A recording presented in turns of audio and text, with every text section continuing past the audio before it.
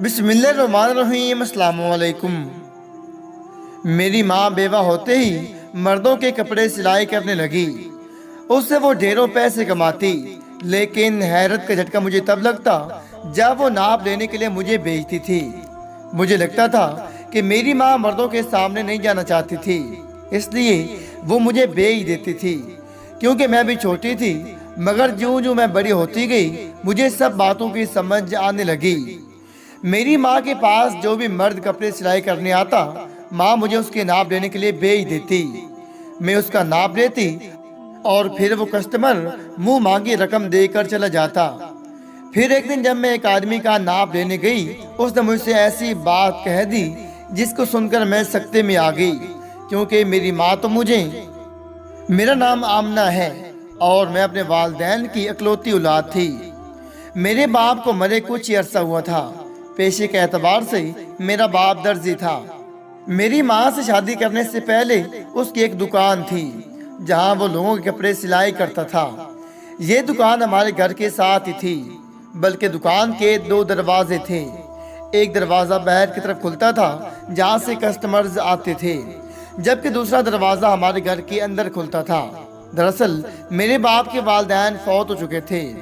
एक खाला थी जिसने मेरे बाप की शादी करवाई, इसलिए मेरा बाप घर को अकेला छोड़कर कहीं नहीं जाता था और उसने घर के साथ दुकान बना ली।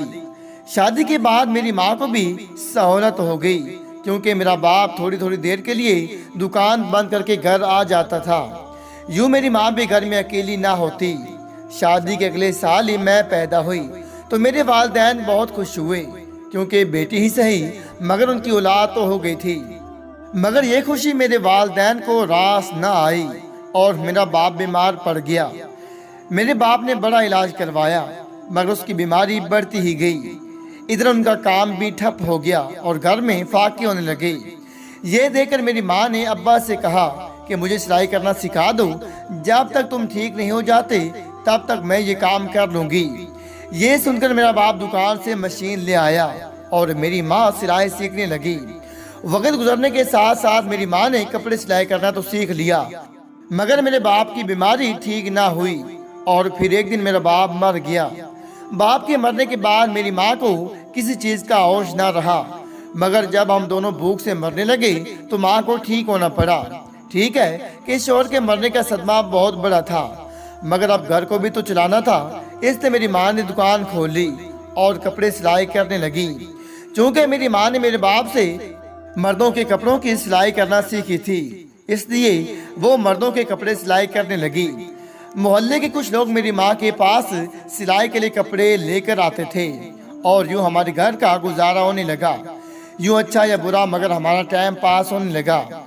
2 वक्त की रोटी आसानी से मिलने लगी। मैं जो ही कुछ बड़ी हुई तो हमारी दुकान पर काम बढ़ने लगा। सुबह के वक्त मेरी माँ दुकान खोल लेती थी और कस्टमर से कपड़े लेकर उनका नाप कर लेती थी, जबकि वो कपड़े घर में ही सीती थी। मैं खुश थी कि बाप की वफात के बाद माँ ने उसकी दुकान संभाल ली। वो भी मर्दों के कपड़े सिलाई करती थी और इससे माँ की बहुत अच्छी आमदन हो जाती थी। लेकिन ज्यों ज्यों मैं बड़ी होती गई, एक बात मुझे उलझाने लगी।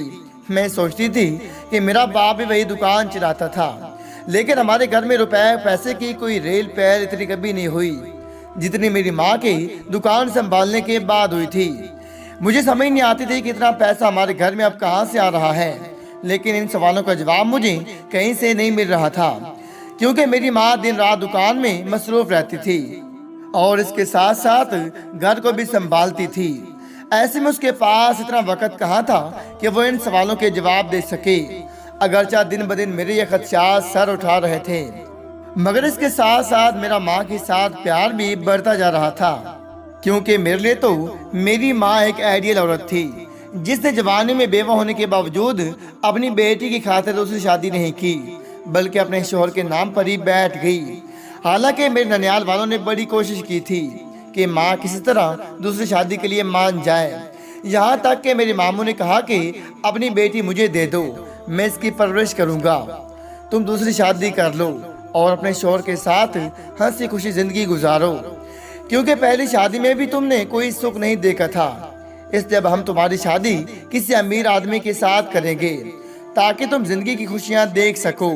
तुम अपनी बेटी की फिक्र मत करो, ये तो लड़की जात है, खुद ब खुद बड़ी हो जाएगी। मगर ये सुनकर मेरी माँ किसी भूखी शेरनी की तरह पत्थर पड़ी और मेरे मामू से कहा कि मेरे नसीब में जो कुछ था मैंने देख लिया है, मगर मैं अपनी बेटी की जिंदगी खराब नहीं होने दूंगी, क्योंकि मैं नहीं चाहती कि मेरी बेटी भी मेरी तरह जिंदगी गुजारे। यूं मेरी माँ ने एक बहादुर औरत की तरह जिंदगी की जंग को लड़ने का फैसला किया।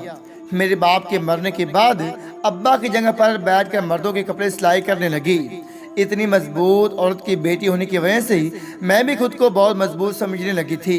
मुझे लगता था कि मेरी माँ बहुत मेहनत करती है, इसलिए मुझे मेरी माँ की मदद करनी चाहिए। मैं माँ के पास चली जाती और अक्सर कहती कि अगर आपको मदद की जरूरत है तो बताना। ये सुनकर अक्सर मेरी माँ मुझसे कहने लगी कि तुम दुकान पर जाकर कस्टमर्स के नाप लेकर एक नोटबुक पर लिख लिया करो, इससे मुझे आसानी हो जाएगी।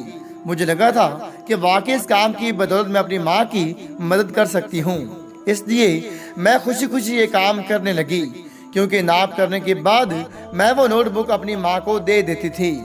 इन नाप को देकर वो सूट सिलाई कर लेती। पहले पहले अनजान लोगों के सामने जाकर उनका नाप लेना मुझे अजीब नहीं लगता था, मगर हफ्ता हफ्ता मुझे एहसास होने लगा कि ये मैं कोई सही नहीं कर रही थी। फिर जो मैं बड़ी होने लगी, ये एहसास मुझे शिद्दत से होने लगा कि मुझे अनजान लोगों के पास जाकर ऐसा काम नहीं करना चाहिए। लेकिन फिर मैं सोचती थी कि ये कोई गलत काम नहीं था। वैसे भी मेरी माँ का ऐसे लोगों के पास जाना भी ठीक नहीं था।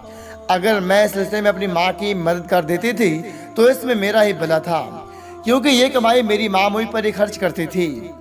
और इसकी दूसरी वजह यह भी थी कि मैं अपनी माँ की बहुत इज्जत करती थी। मेरी माँ मेरी नज़रों में बहुत ही अजीम औरत थी, जिसने शोहर के मरने के बाद दूसरी शादी नहीं की और उसी की दुकान संभाल कर बैठ गई। यही वजह थी कि मैं खुद ही ऐसे सवालात सोचती थी और खुद ही ने रद्द कर देती। जो वक्त गुजरता गया और हमारे घर के हालात अच्छे होते गए। अब भी मेरी माँ दूसरों के कपड़े सिलाई करती थी और कस्टमर्स की नाप लेने के लिए मुझे भेज देती। मैं किसी दिन इस बात पर एतराज़ करती तो मेरी माँ जवाब में कहती थी कि अरे बेटा, मैं तुम्हें कस्टमर्स के पास इसलिए नाप लेने भेज देती हूँ कि तुम पढ़ी लिखी हो, इसलिए ये काम बेहतर अंदाज में कर लोगी। माँ की बात सुनकर मैं उससे कहना चाहती थी कि मुझे इन अनजान लोगों के पास जाकर उनका नाप लेना बिल्कुल अच्छा नहीं लगता था, लेकिन मैं खुद में ये कहने की हिम्मत नहीं कर पाई। मुझे लगता था कि ये सुनकर मेरी माँ मुझसे नाराज हो जाएगी। फिर एक दिन मुझे अपनी माँ के बारे में एक ऐसा इंकशाफ हुआ कि मैं शर्मसार रह गई। उस दिन मेरी माँ ने मुझे बुलाया और कहा कि दुकान में कस्टमर आया हुआ है, तुम जाकर उससे नाप ले लो ताकि मैं उसका सूट सिलाई कर लूँ। ये सुनकर मैं नाप वाली नोटबुक उठाकर दुकान के अंदर चली गई, जहाँ एक बुरा सा आदमी बैठा हुआ था। वो आदमी मुझे कुछ अच्छा नहीं लग रहा था, इसलिए मैं जल्दी जल्दी उसका नाप लेने लगी। मगर वो आदमी बहुत बातूनी था, मुझसे इधर उधर की बातें करने लगा। तुम बहुत खूबसूरत हो, उसने मेरी तारीफ की तो मैं अपने आप में सिमट गई। पता नहीं क्यों मुझे उसकी नीयत ठीक नहीं लग रही थी। वो बार बार मेरी तरफ देख रहा था, फिर कहने लगा, तुम्हें शादी के लिए कैसे लड़के पसंद हैं? ये सुनकर मैंने घबरा कर उस आदमी की तरफ देखा। ये आप क्यों पूछ रहे हैं? मैंने उसे सवालिया नजरों से देखा। ये सुनकर वो मुस्कुराने लगा और कहा, तुम भोली मत बनो, तुम्हारी माँ ने तुम्हें बताया तो होगा कि मेरी और तुम्हारी शादी होने वाली है। ये सुनकर मैं अक्का बक्का रह गई। ये आप कैसी बातें कर रहे हैं? मैंने गुस्से से पूछा तो वो दांत निकालते हुए कहने लगा, ये तो तुम अपनी माँ से पूछ लेना, वही तुम्हें सब कुछ सच सच बता देगी। ये सुनते ही मेरी तो सांस रुक गई। फिर उसने मेरी तरफ एक नोटों की गुड्डी फेंकी और कहा, अपनी माँ से कहना कि मेरा सूट सिलाई करके बेच दे। पैसों की इतनी मोटी गड्डी देखकर मेरी आंखें फटी की फटी रह गईं। वो आदमी दुकान से बाहर चला गया, जबकि मैं हैरानी से इन पैसों को देख रही थी। भला एक सूट की सिलाई कितने पैसे कौन देता था? न जाने मेरी माँ उस आदमी के साथ मिलकर कैसा खेल खेल रही थी। मैं जल्दी से दुकान से बाहर निकल आई। मैं फौरन अपने कमरे में आई। मेरे दिल की धड़कन बहुत तेज हो गई थी। वो आदमी ऐसा क्यों कह रहा था? क्या मेरी माँ उस बूढ़े आदमी के साथ मेरी शादी करना चाहती थी? मगर क्यों? मैं अभी कम उम्र थी। मैं इस बूढ़े के साथ क्यों शादी करूं? ये सोचकर मुझे गुस्सा आने लगा। मेरी माँ उस दुकान की आड़ में ऐसा घिनौना काम कर रही होगी, ये मैंने कभी सोचा भी नहीं था। क्या मेरी माँ पैसों के लालच में इतनी अंधी हो गई थी कि उसने अपनी सगी बेटी को बेच डाला? ये सोचकर मेरी आंखें भर आईं। मुझे मेरा बाप इस मौके पर याद आने लगा। काश मेरा बाप जिंदा होता तो आज मुझे ये दिन ना देखना पड़ता। मैं ये सोचकर दुखी हो गई। पता नहीं मेरी माँ को क्या हो गया था। मैं तो उनकी सगी और इकलौती बेटी थी, फिर वो मेरे साथ ऐसा कैसे कर सकती थी? क्या पैसा इतनी बुरी चीज है कि माँ अपनी बेटी की इज्जत, कदर और मंजिल भूल जाए? मेरा बाप ही तो इस दुकान से घर चला रहा था। मैंने कब कहा था कि मुझे बहुत चीजें चाहिए? फिर मेरी माँ पैसों के लालच में ये सब क्यों कर रही थी? क्या ये सब पैसों के लालच में था या उसमें भी मेरी माँ की कोई गर्ज पोशीदा थी? मेरे पास कोई रास्ता नहीं था, वरना मैं घर छोड़कर ही चली जाती, लेकिन माँ का साथ नहीं दे सकती थी। मुझे जल्द अज जल्द जानना था कि मेरी माँ ऐसा क्यों कर रही थी, इसलिए मैं फौरन अपनी माँ के कमरे में चली गई। वो अब भी किसी का सूट सिलाई कर रही थी। मुझे आता देखकर उसने मुझसे पूछा, तुमने उस आदमी का नाम ले लिया? मैंने खामोशी के साथ नाप वाली नोटबुक माँ के करीब कर दी। मैंने उसका नाम नोट कर लिया है और उसने जाते जाते वो आदमी ये पैसे भी देकर गया है। ये देकर मैंने पैसे माँ के कदमों में फेंक दिए। पैसे देकर मेरी माँ चौंक गई और उसने घबराकर मेरे चेहरे की तरफ देखा। वो दरअसल मैंने उसे उधार माँ इस बात को छुपाने के लिए कोई झूठ बोलने वाली थी कि मैंने उसे ऐसा करने से रोक दिया। बस माँ, अब मजीद झूठ बोलने की जरूरत नहीं है। उस आदमी ने मुझे सब कुछ सच सच बता दिया है। ये सुनकर मेरी माँ का चेहरा फीका पड़ गया। अब बताओ माँ कि तुमने मेरे साथ ऐसा क्यों किया? मैंने कभी तुमसे कुछ नहीं मांगा। मैंने कभी नहीं कहा कि मुझे सब की तरह बहुत सारी सहूलियत चाहिए। मैं तो बिल्कुल अपने बाप की तरह हूँ, जो काम में भी खुश रहता था। तुम बताओ माँ कि तुमने ऐसा क्यों किया? ये कहते हुए मैं फट पड़ी। मेरा ऐसा रूप देखकर माँ ने अपना सर झुका लिया और कहने लगी, बेटी मैं तुम्हारी गुनाहगार हूँ, लेकिन इस सब में मेरी कोई गर्ज पोशीदा नहीं थी। ये सब मैंने तुम्हारी बेहतरी के लिए किया था। ये सुनकर मैं गुस्से में आ गई। कैसी बेहतरी? कौन सी बेहतरी? मेरी ये बात सुनकर माँ कहने लगी, बेटी मैं चाहती थी कि तुम मेरी ऐसी जिंदगी ना गुजारो। मैं चाहती थी कि तुम दूसरी लड़कियों की तरह ऐश करो, लेकिन इस सब के लिए कड़ी मेहनत की जरूरत थी। लेकिन ये मेहनत मुझे अकेली से नहीं हो पाएगी, इसलिए मैंने चोर रास्ता निकाल लिया। जब मेरे पास कस्टमर्स नहीं आते थे तो मैंने तुम्हें नाप के लिए भेजा, ताकि वो तुम्हारी खूबसूरती से मुतासर हो जाएं और वो तुम्हें देखने के लिए सही मगर यहाँ रोज आएं, ताकि मेरा रोजगार चलता रहे। इसलिए मैं तुम्हें उनका नाप लेने के बहाने भेज देती थी। मेरे तरीका काम कर गया और बहुत से मर्द दुकान पर आने लगे। यूँ हमारा काम चल पड़ा। यही नहीं बल्कि कस्टमर्स मुझे सूट सिलाई के एक्स्ट्रा पैसे दे जाते थे और तुम्हें देखने के बहाने बार बार मेरी दुकान पर आते थे। ये देखकर मैं समझ गई कि घी सीधी उंगली से नहीं निकलेगा, इसलिए मैं उन्हें यहाँ बार बार आने के लिए एक लालच दे दिया। मैं सबसे कहने लगी कि मेरी बेटी जवान हो रही है, उसका बाप नहीं है। मुझे उसकी बहुत फिक्र होने लगी है, क्योंकि मैं बहुत गरीब हूँ। इस वजह से कोई मेरी बेटी से शादी नहीं करेगा।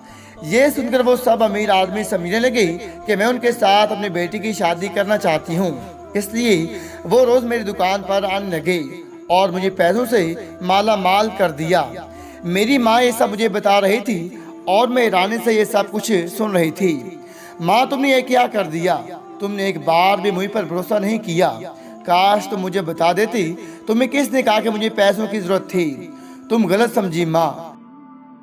जब बाबा थोड़े से पैसे कमाता था तब भी हम खुश थे ना। तुम्हें गलत रास्ता इख्तियार नहीं करना चाहिए था। मेरे एहसास दिलाने पर माँ को शर्मिंदगी होने लगी। मैंने माँ से कहा कि आज से मैं भी आपके साथ सिलाई करूँगी और इस तरह हमारे घर का खर्चा आसानी से पूरा हो जाएगा, मगर तुम वादा करो कि तुम किसी से पैसे नहीं लोगी।